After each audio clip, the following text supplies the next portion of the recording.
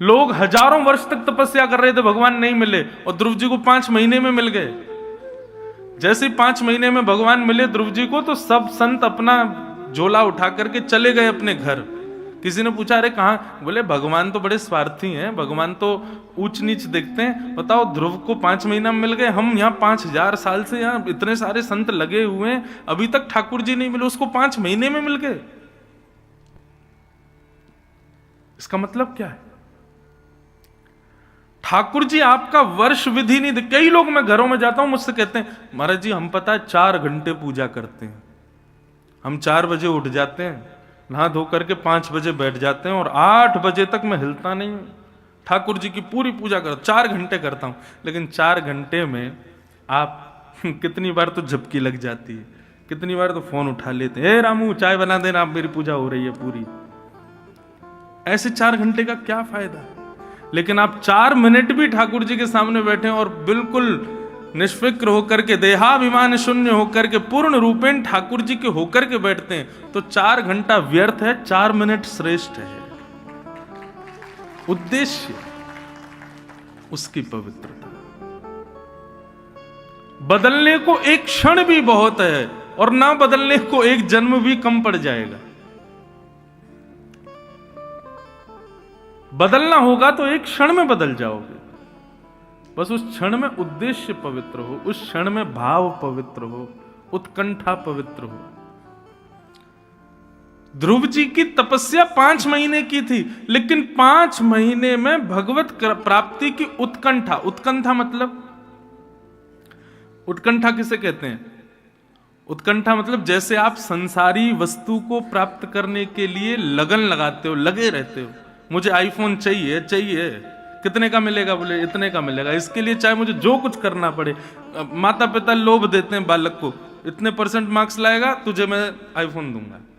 तो बालक अपने भविष्य को केंद्र में नहीं रखता, आईफोन को केंद्र में रखता है और पढ़ता है, और अच्छे मार्क्स लाता है तो माता पिता उसको देते हैं। ऐसे ही बंधु हर क्रिया के लक्ष्य में श्री कृष्ण, ये उद्देश्य की पवित्रता है। लोग वृंदावन भी आ रहे हैं ना, तो उनका उद्देश्य पवित्र नहीं है। उनका उद्देश्य वहां भी पुण्य की प्राप्ति, और क्षमा करें हाथ जोड़ के प्रार्थना। ये ऐसा नहीं सोचना ये महाराज जी हमको आज डांट रहे हैं क्या। डांट वांट नहीं रहा हूं मैं, तो केवल एक बात बता रहा हूं, सबको बता रहा हूं, जो लोग आस्था पर भी सुन रहे हैं या भक्ति पथ लाइव पे भी, यूट्यूब पे, सबको कह रहा हूं, उद्देश्य अपना पवित्र रखो। आप कोई भी क्रिया करिए, फिर वो क्रिया लाभकारी होगी।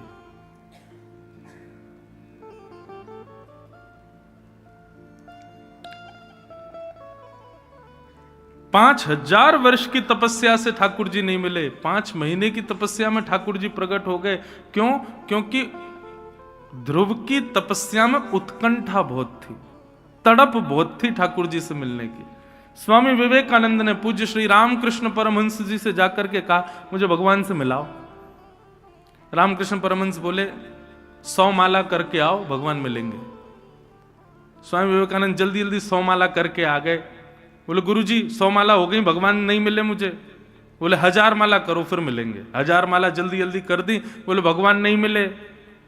बोले सुनो 5000 माला करो। 2-3 दिन तक लगे रहे महाराज, स्वामी विवेकानंद भगवान मिलेंगे भगवान। 5000 माला हो गई, नहीं मिले। गुरुजी आप बता नहीं रहे भगवान कैसे मिलेंगे। रामकृष्ण परमहंस लेकर के गए गंगा के तट पर और कहा वस्त्र उतारो, डुबकी लगाओ। बोले क्यों? बोले भगवान से मिलवाता हूं तुमको। जैसे डुबकी लगाई तो विवेकानंद जी का सर डुबो दिया रामकृष्ण परमहंस ने। जैसे ही सर डुबोया तो छटपटाने लगे, व्याकुल हो गए। थोड़ी देर में जब हाथ हटाया तो बाहर आए, श्वास लेने लगे, पानी वानी पी गए थे, खांसने लगे। बोले गुरुजी आपने क्या किया? मेरा सर क्यों डुबा दिया आपने? आपको पता है मुझे श्वास नहीं आ रही थी, मैं मरने वाला था। थोड़ी देर आप हाथ नहीं हटाते मेरे प्राण निकल जाते। रामकृष्ण परमहंस बोले तुम क्यों छटपटा रहे थे भीतर? किस चीज की कमी लग रही थी? बोले श्वास की कमी लग रही थी। बोले ऐसी छटपटाहट जब कृष्ण की प्राप्ति के लिए होगी तब ठाकुर जी मिलेंगे। जैसी छटपटाहट तुमको वायु के लिए, जैसी छटपटाहट हम आप सबको भोजन की, जैसी छटपटाहट व्हाट्सएप खोलने की, फेसबुक चलाने की, फोटो खिंचाने की, अरे कुछ नहीं करना। ये छटपटाहट हमारे अंदर है, लेकिन है किसके लिए? सांसारिक भावों के लिए। वही छटपटाहट, वही व्याकुलता, वही स्थिति यदि ठाकुर जी के लिए हो जाए तो उद्देश्य पवित्र है। यहां पर बैठे आप सब में अधिकतर, ठीक है सबका होगा भाव, लेकिन किसी का यह भाव नहीं होगा कि 6 दिन के इस भागवत के प्रसंग में मुझे ठाकुर जी के प्रत्यक्ष दर्शन हो जाएं। ऐसे भाव से कोई बैठा है? नहीं बैठे तो अब बैठो। वृंदावन है भैया, यहां आप कथा सुनने आ गए हो, ये बहुत बड़ी श्री जी की कृपा है आपके ऊपर। मैं भी सुना रहा हूं, ये भी मेरे, हम कथा वक्ता जरूर हैं, लेकिन वृंदावन में ही कथा नहीं कह पाते, सब जगह कहते हैं। तो वृंदावन में कहने का अवसर मिल रहा है, तो मुझ पर भी कृपा है श्री जी की, आप पर भी कृपा है कि आप बैठे हो। बस अपना उद्देश्य पवित्र कर लो कि हम कथा सुने, और जब जाएं यहां से, कभी निधिवन जाएं, सेवा कुंज जाएं, बिहारी जी जाएं, राधा वल्लभ, राधा रमण जाएं, जहां भी जाएं, कभी ऐसी कृपा हो, छटपटाहट ऐसी रहे कि अब जो आगे गली आएगी उसमें मुड़ते ही हमको कहीं श्याम सुंदर दिख जाए। अब हम जैसे आगे जाएंगे तो वहां हमको कहीं ठाकुर जी के दर्शन हो जाएं। अब जैसे ही हम ये रिक्शा से उतरें तो वहां श्री जी की कोई झलक दिख जाए। ऐसी छटपटाहट, ऐसी उत्कंठा हृदय में होनी चाहिए वृंदावन आए हो तो।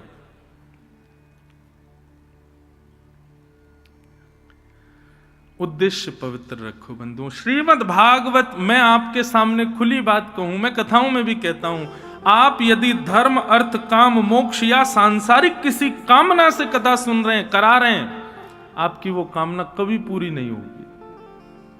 श्रीमद् भागवत से केवल एक कामना रखो, और वो क्या है? इस त्रिभंग ललित श्याम सुंदर हमें प्राप्त हो जाए, बस, और कुछ नहीं चाहिए।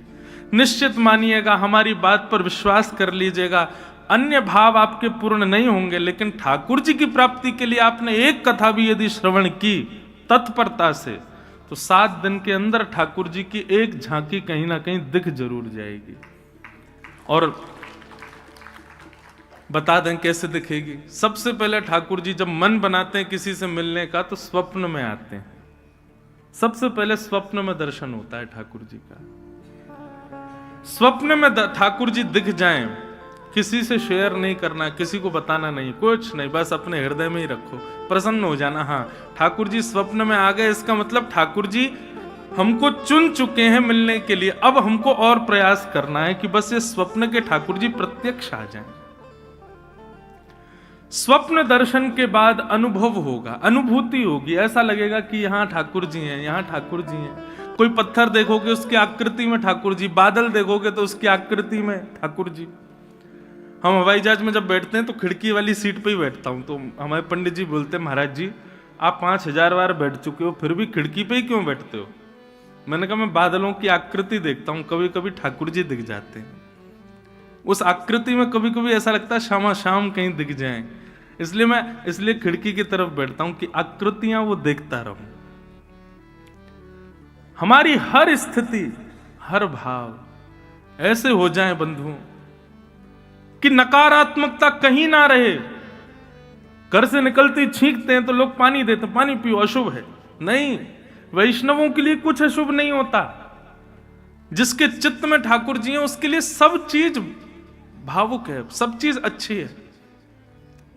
मीराबाई ने ब्याह के बाद कभी श्रृंगार नहीं किया, एक दिन श्रृंगार करके आई, परम सुंदर श्रृंगार किया, और उसी दिन उनके पति की मृत्यु हो गई। लोग कहने लगे ये अशुभ है, आज श्रृंगार किया तो आज पति नहीं प्राण त्याग दिए। पर नहीं, वैष्णव की कोई भी क्रिया अशुभ नहीं होती। सांसारिक व्यक्ति की हर क्रिया में भय बना रहता, कुछ गड़बड़ी ना हो जाए, कुछ अशुभ ना हो जाए, कुछ गलत ना हो जाए। वैष्णव की कोई क्रिया गलत नहीं होती, उसकी हर क्रिया में सकारात्मकता होती। इसलिए भैया और कोई उद्देश्य मत रखो, श्रीमद् भागवत जी से एक ही चीज मांगो कि बस हमको ठाकुर जी मिल जाए। 2024 का एक ही प्रण ले लो, आप कहीं भी जाओ, कुछ भी मांगो, कुछ भी करो, जो भी आपके मन में है। पर अब 2024 में हमारी कई एक बात मानना, किसी भी तीर्थ में जाओ, धाम में जाओ, कोई अनुष्ठान कराओ, संकल्प करो, कुछ भी करो, हर जगह एक ही कामना करो, बस श्याम सुंदर हमको मिल जाए, एक बार मिल जाए, ठाकुर जी हमको एक बार दर्शन दे दें बस। तो स्वप्न दर्शन, फिर अनुभव दर्शन, अनुभूति होगी, आकृतियां कुछ भी होंगी, आपको दिखेगा कि नहीं ये तो ठाकुर जी हैं, ये देखो ना ऐसा लग रहा है कि श्याम सुंदर खड़े हैं, बंशी बजा रहे हैं, ऐसी आकृतियां दिखेंगी। और तीसरा होगा प्रत्यक्ष दर्शन, ठाकुर जी आके सामने खड़े ही हो जाएंगे, फिर आंखें मीड़ना, नोचना, देखना कि हाँ नहीं मैं उठा ही हुआ हूं, ठाकुर जी खड़े सामने। स्वप्न दर्शन प्रथम सिद्धि है भगवत प्राप्ति की। तो बस उद्देश्य शुद्ध रखो। श्याम सुंदर सदा हमको प्यारे रहें, हम उन्हीं के रहें, वो हमारे रहें। श्याम सुंदर सदा हमको प्यारे रहें, हम उन्हीं के रहें, वो हमारे रहें। श्याम सुंदर सदा हमको प्यारे रहें, हम उन्हीं के रहें, वो हमारे रहें। श्याम सुंदर सदा हमको प्यारे रहें, हम उन्हीं के रहें, वो हमारे रहें। हम उन्हीं के रहें, वो हमारे रहें। हम उन्हीं के रहें, वो हमारे रहें।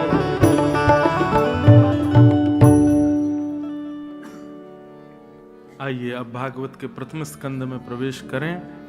कल हम आप सब लोगों ने महात्म का श्रवण किया। प्रथम स्कंद और प्रथम श्लोक श्रीमद् भागवत का सब लोग ध्यान में, केंद्र में ठाकुर जी को विराजमान करके श्रवण करो।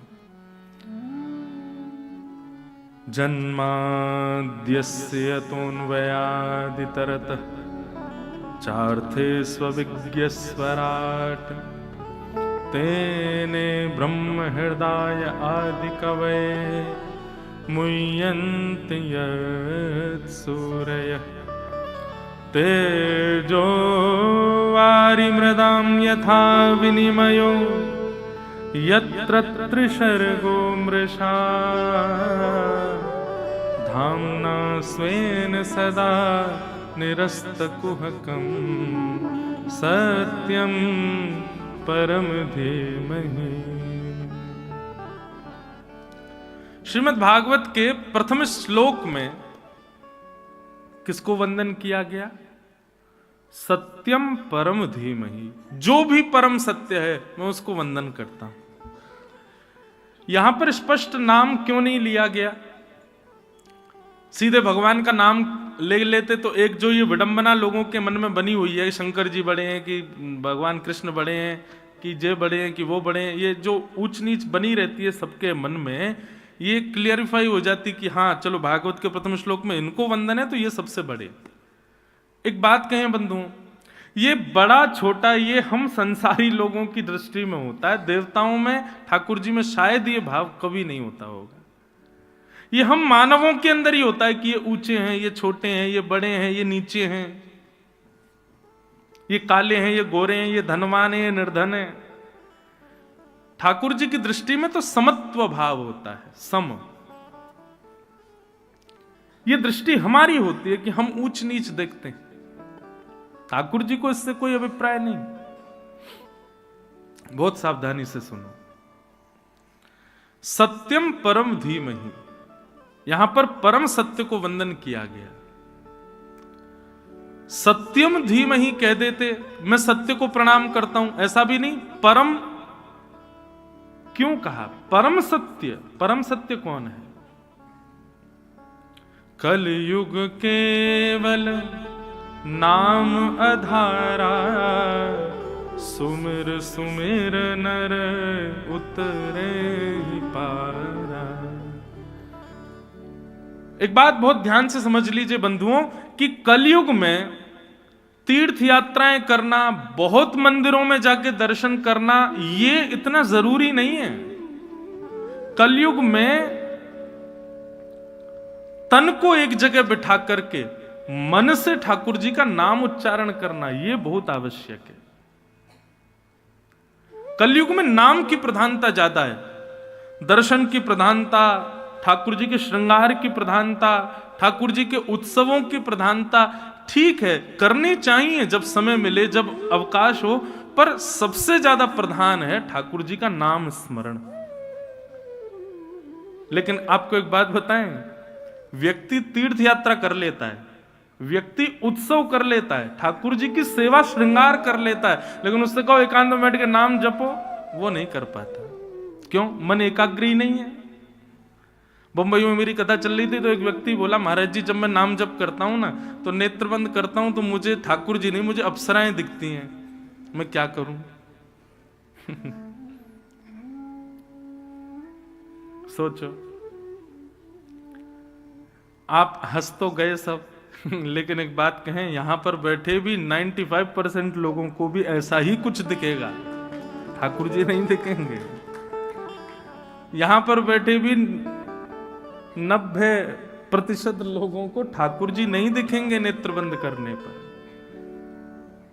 और ये इसका कारण क्या है? चित्त हमारा मलिन है। अधिकतर लोगों को सुना जाता है, वो सुबह उठ के अपना जब स्वप्न बताते हैं तो जरूर कोई अपशगुन ही देखा होता है, उन्होंने कुछ विचित्र ही देखा होता है। कभी कोई भगवत दर्शन करके प्रसन्न हुआ हो कि मैंने स्वप्न में ठाकुर जी देखे, बहुत अच्छी बात है, बताना ही नहीं वो तो। पर हमारे चित्त में मलिनता है, इसलिए नेत्रबंद करने पर भगवत दर्शन नहीं होता। लेकिन एक बात कहें बंधु, घबराओ मत, होने दो। नेत्र बंद करते हो, नाम जप करते हो, कुछ दूषित दिखता है या जिसका चिंतन करते हो वही दिख रहा है, या फिर धन दिख रहा है, भोजन दिख रहा है, या कुछ भी दिख रहा है, दिखने दो। आप लगे रहो, आप अपना प्रयास करते रहो। आप उस नाम जप को छोड़ो मत, ये बहाने से कि हमें शुद्धता नहीं आ रही है मन में। आप करते रहो, लगे रहो। करत करत अभ्यास के मनमत होत सुजात। अभ्यास में लगे रहो। Practice makes man perfect. अभ्यास से ही परफेक्शन आता है।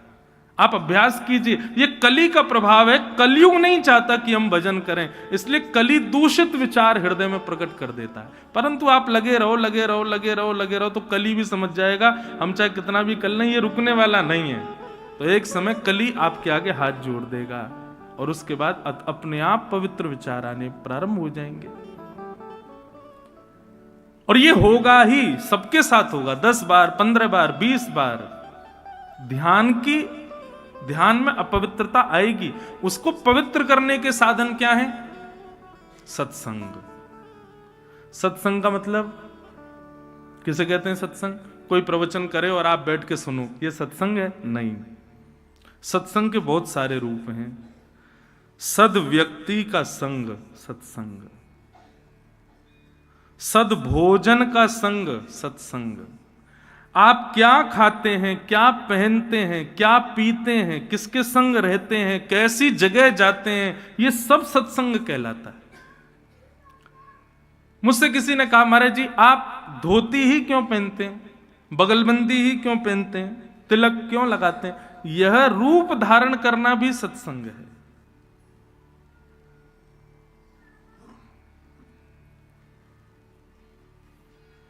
बाहर रोड पर कोई ठेले वाले ने कुछ चाट वाट बेच रहा हो, वहां आप लोग जाएंगे ना तो वो कुछ नहीं कहेगा, जैसा कहो के बना के दे देगा। लेकिन धोती पहन के बगलबंदी पे तिलक लगाए हम जाएंगे ना, तो हमसे वो 5 बार पूछेगा, महाराज जी मैं थोड़ा साफ कर दूं, मैं थोड़ा हाथ धो लूं, ये पवित्र है, शुद्ध है, कोई दिक्कत नहीं। अरे और छोड़ो, फ्लाइट में जो एरोस्टेज भोजन परोसने आती है ना, वो सबसे पूछती है वेज नॉन वेज, लेकिन हमारा रूप देख के वो नॉन वेज तो बोलती ही नहीं है। वो पूछेगी महाराज आप तो वेज ही लेंगे ना, वेज में भी जैन लेंगे। मैंने नहीं, हमें चाहिए ही नहीं कुछ भी। उसको कैसे पता कि मैं अपवित्र नहीं खा सकता? मेरे स्वरूप ने बताया। तो ये स्वरूप भी सत्संग है। आप कैसे स्थानों पर जाते हैं, कैसे लोगों के संग बैठते हैं, उनसे क्या वार्ताएं करते हैं, यह भी सत्संग कहलाता है। केवल किसी का प्रवचन सुनना मात्र सत्संग नहीं है। यह सत्संग की प्रारंभिक सीढ़ी हो सकती है, परंतु आपकी पूरे दिन की दिनचर्या भी सत्संग को दर्शाती है। वस्त्र भी सत्संग है, वेश भी सत्संग है।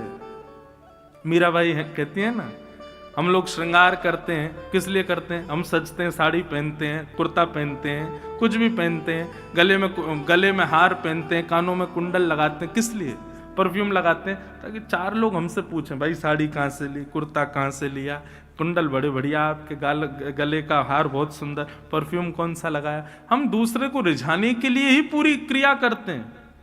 तो मीराबाई कहती हैं, जिन भेषा मारो सावरो रीझे, जिन भेषा मेरो गिरधर रीझे, मैं सो ही भेष धरूंगी, हो बाला सो ही भेष धरूंगी, हो मैं बैरागन हूं। वृंदावन में आप लोग घूम रहे हो 2 दिन से, देखो यहां के लोग कैसे रहते हैं। तिलक लगा के घूमेंगे, धोती पहनेंगे, इतनी सर्दी है फिर भी धोती में रहेंगे। कई लोगों के नियम है वो पादुका नहीं पहनते, नंगे पांव घूमेंगे। क्यों? क्योंकि उनकी वेशभूषा में भी आपको रिझाना श्रेष्ठ नहीं है। वो इसीलिए ऐसे बन के घूम रहे हैं कि बिहारी जी हमसे प्रसन्न रहे। ये श्रृंगार बिहारी जी का है, ये श्रृंगार राधारमण लाल के लिए, ये श्रृंगार श्री राधा वल्लभ जी को खुश करने के लिए। संसार के लोगों को भले ही तुम्हारे तिलक से पीड़ा हो, तिलक लगाए कलकत्ता में घूमो, तिलक लगाए दिल्ली में घूमो, 4 लोग टोक देंगे, लेकिन वृंदावन में कोई नहीं टोकेगा। क्यों? वृंदावन में किया गया श्रृंगार भी ठाकुर जी की प्रसन्नता के लिए। तो वह श्रृंगार भी आपका सत्संग बन जाता है। तो मन की शुद्धता यदि चाहिए तो उसके लिए श्रृंगार हो, आहार हो, विचार हो, पहनावा हो, उठना बैठ, सबकी शुद्धता करना बहुत जरूरी है। आप कहीं भी दुकान से पैकेट खरीद के फाड़ के खा लोगे, संत क्यों नहीं खा रहा है? कोई वैष्णव क्यों नहीं खा रहा है? क्योंकि उसको पता है कि इस आहार के सेवन से मेरा मन मलिन होगा।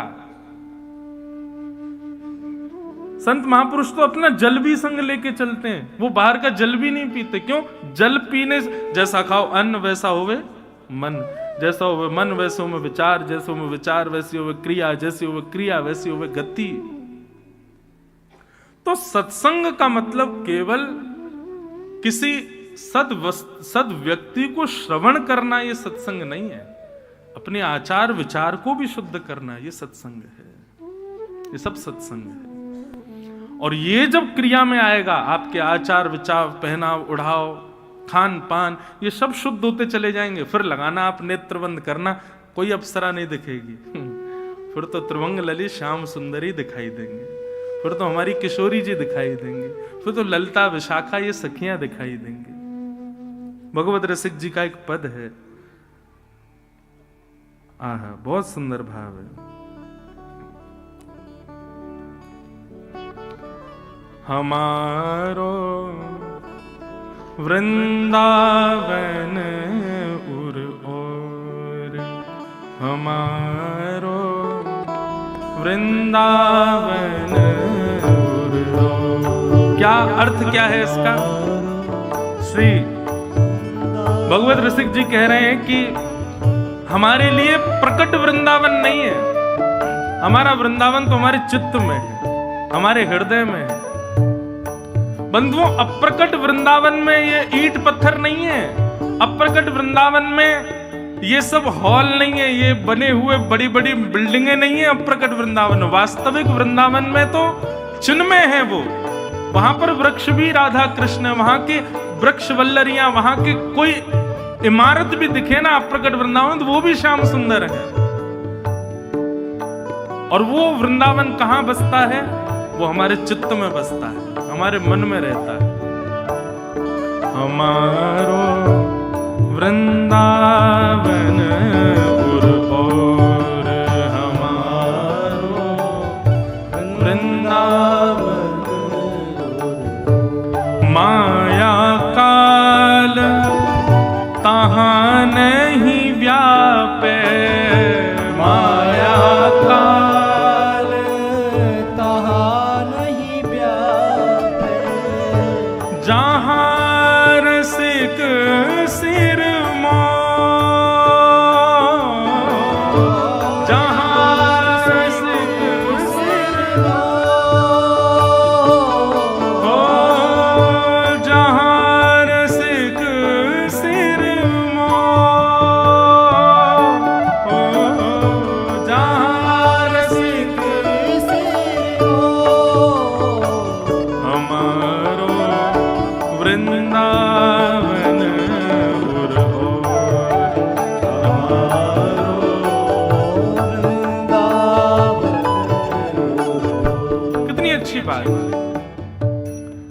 जहां पर पुलिस खड़ी हो वहां कोई चोरी कर सकता है? नहीं। जहां पर टीचर बैठा हो वहां बच्चे शैतानी कर सकते हैं? नहीं। ऐसे ही हमारे जीवन में जितने भी पाप आते हैं वो मन से आते हैं। यदि उस मन में श्रीधाम वृंदावन विराजमान हो जाए तो कभी कोई पाप आएगा? कभी नहीं आ पाएगा। यहां पर कह रहे हैं माया काल तहां नहीं व्यापे, जहां रसिक शिरमोर। बोले भैया तन से वृंदावन आ रहे हो, तन से वृंदावन में रह रहे हो, इसका कोई अभिप्राय नहीं है। तन को कहीं भी घुमा लो, तन जैसे यहां से बाहर जाएगा फिर बिगड़ जाएगा। इसलिए क्या करो, जितने समय के लिए वृंदावन आए हो प्रयास करो कि उतने समय में वृंदावन को चित्त में लेकर के चले जाओ। वृंदावन सदा चित्त में रहे तो वहां पर किसी भी प्रकार का पाप प्रवेश नहीं कर पाएगा। माया काल तहां नहीं व्यापे, माया काल तहाँ नहीं व्यापे, जहां रसिक सिर